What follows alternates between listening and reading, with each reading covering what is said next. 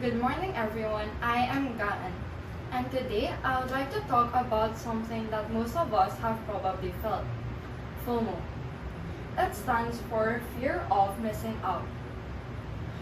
This usually happens when you see someone doing something fun and you feel anxious because you're not part of it. For example, you might be scrolling through your social media and notice that your friends are having a pity without you. Suddenly, you feel anxious or even left out. FOMO can make people feel sad, stressed, and even jealous. Some people may try hard to keep up with others, which is not always good. In today's world where we are always connected to social media, FOMO is more common than ever. The term FOMO was first used by Patrick J. Antigenes in 2004. He introduced it in an article while he was studying in Harvard Business School to describe the feeling of stress people feel when they think they're missing out on something important or exciting. He also introduced the second term, which is FOMO, or fear of better options. This describes when a person cannot decide because they're afraid there might be a better choice. These two terms have become more common today, especially with the rise of social media. Nowadays, people usually post only the best parts of their lives.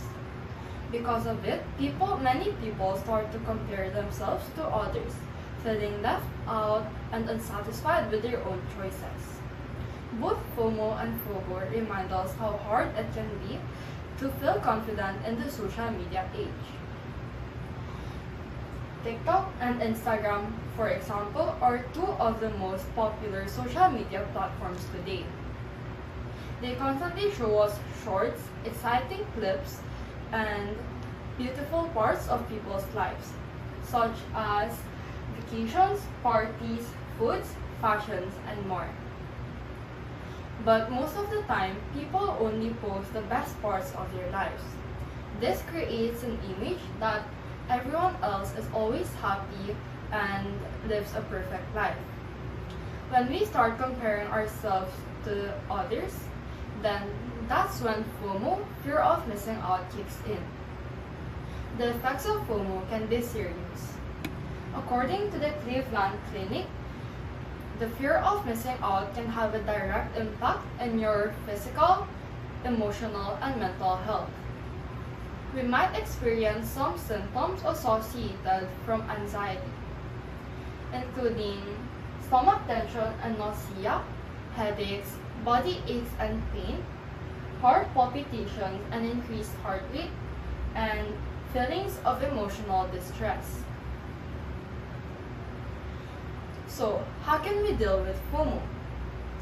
We can deal with FOMO by limiting our time on social media. Instead of scrolling for hours, we can take a short break or set a timer to focus on the world we're living.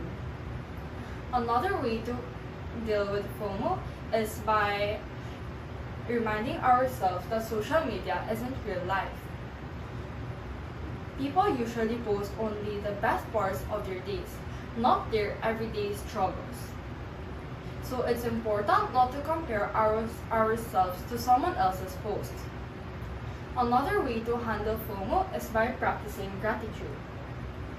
If we focus on the things that we already have, like friends, families, or hobbies, we can feel more satisfied and less left out with our own choices.